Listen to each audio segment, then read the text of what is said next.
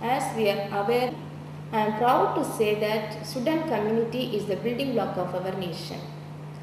A nation becomes fully developed one if its student community attain its maximum potential.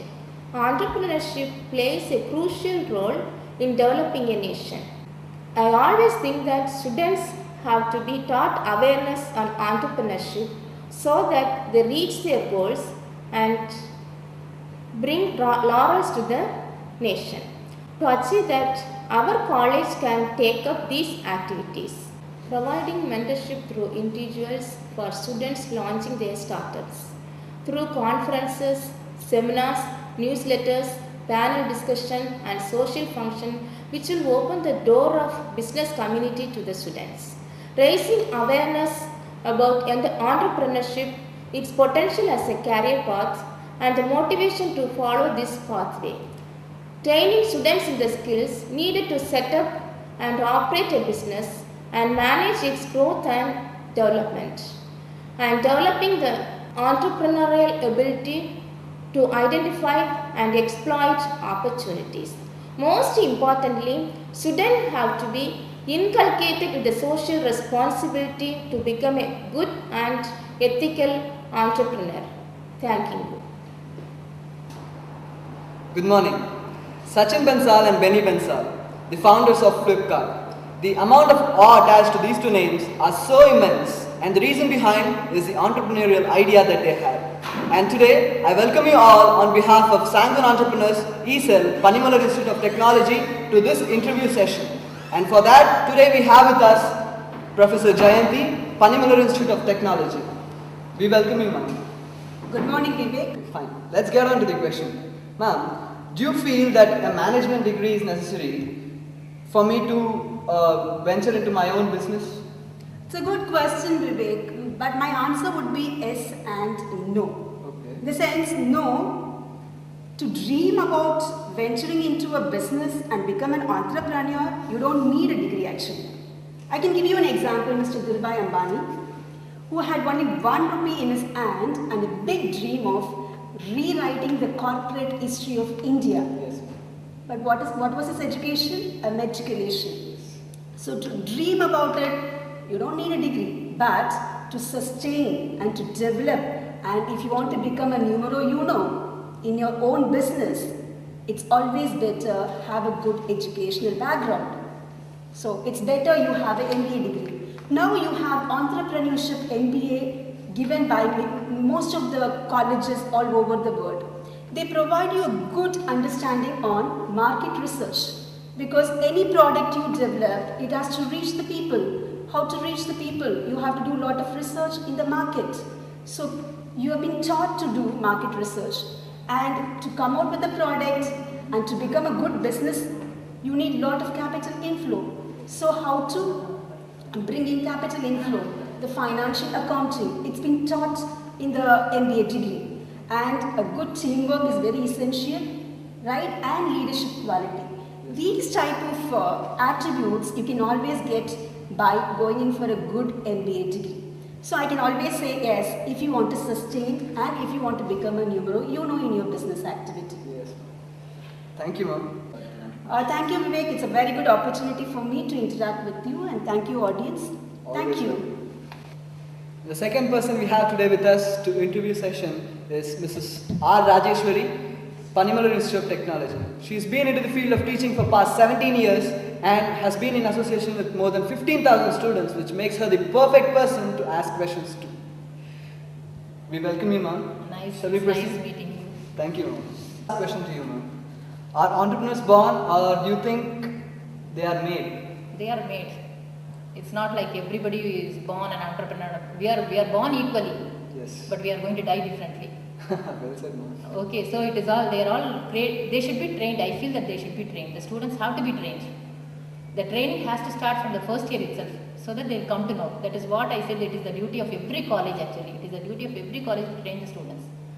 And they can find out what is spark in them, what is an idea, that should not be made to die. Okay, so that they can also flourish and they can make the country also flourish.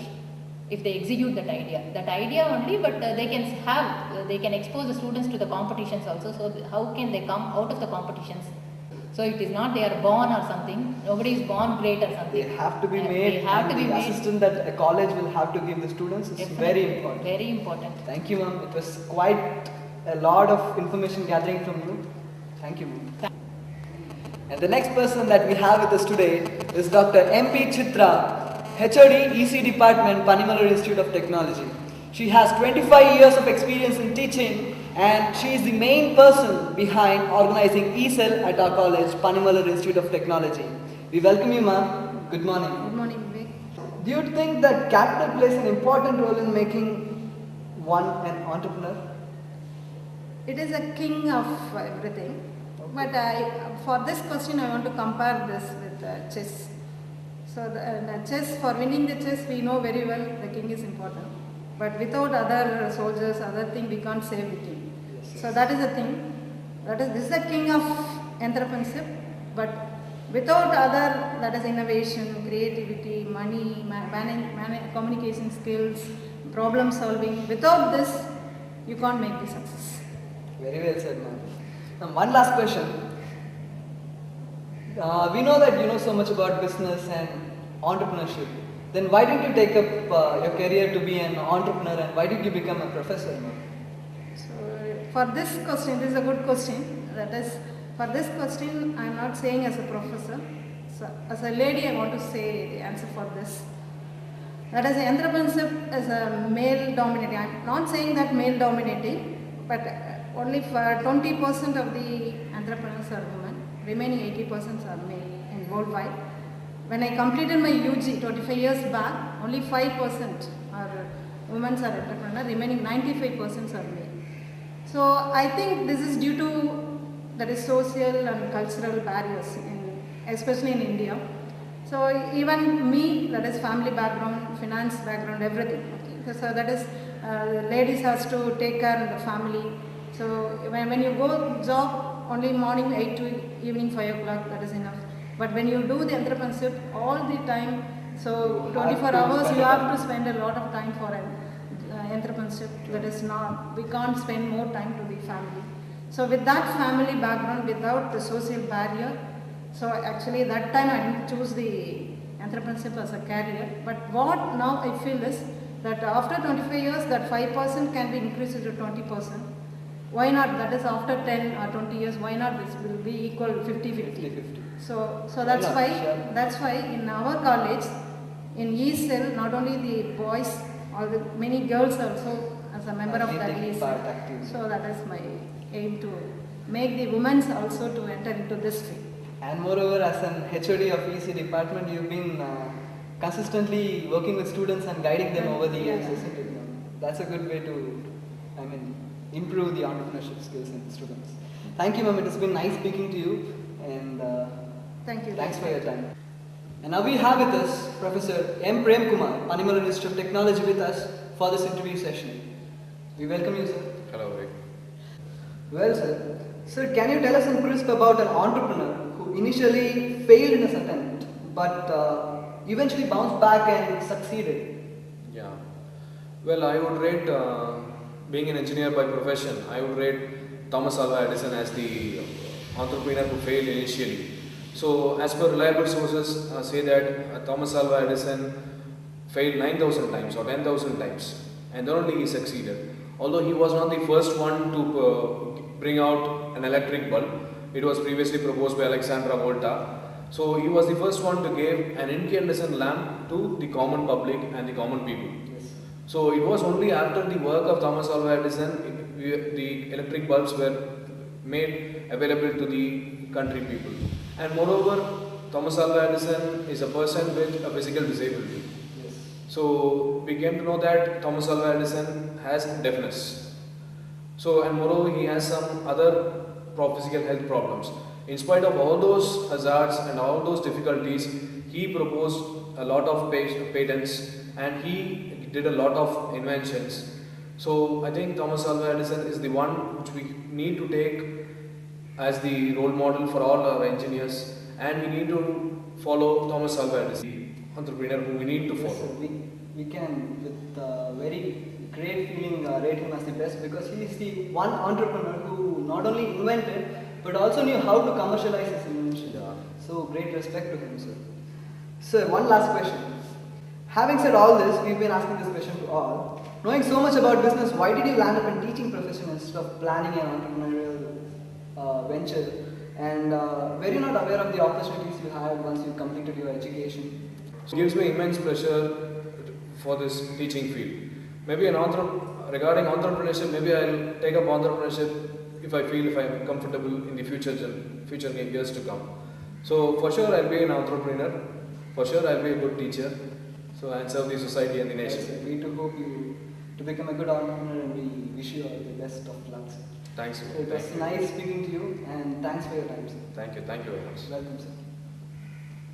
Well, now I'm glad to welcome Professor Mr. Ganesh, Panimalur Institute of Technology, to this interview session. We welcome you, sir. Yeah, good morning, Vivek. How are you? I'm fine, sir. Yeah, nice meeting you today.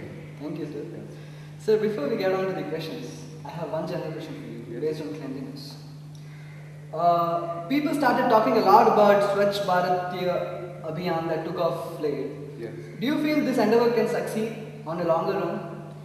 Definitely will succeed, but you might have known that it has started in the day of October 2nd. It's Gandhi's birthday, no? So he was the first person who initiated this and all, and this is the requirement for our country now, because world is watching our country like a bitch or like a dustbin. And everybody are saying that they are not self-disciplined and all. So my point is, definitely this will succeed, but unless otherwise we have self-discipline. The same person, the Indian person, when we are going for some other foreign countries, we are perfectly obeying the rules.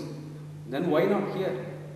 So unless we have self-discipline, definitely it will not succeed, but the vice versa. Thank you, sir. Sir, now let's come to the actual discussion. Yes. Sir, they say that small ideas can bring big changes. How relevant is this in the field of entrepreneurship, sir? Not only in the field of entrepreneurship, small ideas always make some big changes, positively as well as negatively. It is true. One nice example I can say about that, have you heard about Brooklyn Bridge? Yes, sir. So I have a question to you. Since you are asking so many questions, I have a question to you. Do you know how many lawyers behind the construction of Brooklyn Bridge? No, sir. How many lawyers behind the construction of Brooklyn Bridge? So you might have wondered that I can ask how many civil engineers behind the construction of Brooklyn Bridge. So my question is, how many lawyers behind the construction of Brooklyn Bridge? Sorry, sir, I'm not aware of that. Because Brooklyn Bridge actually started with some person, and after that his son carried over that mission, and both of them they fall ill, so they couldn't take over that mission.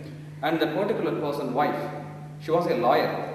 So that time she came up, she fought with the government, she argued, and then even though she had only a little bit knowledge about civil engineering, she managed and she forced her to become an entrepreneur. She took up the job from her husband, she completed that in very well. So that is what the question famous would say, that how many lawyers behind the Brooklyn Bridge construction? One lawyer, that's a lady, and she was a lawyer. But she, yes, interest, yes, commitment and passion. Yes, sir. Fine, sir. It's quite informative talking to you, and thanks for your time. Yeah, it's a pleasure. Thank you. Always welcome. Yeah, thank you.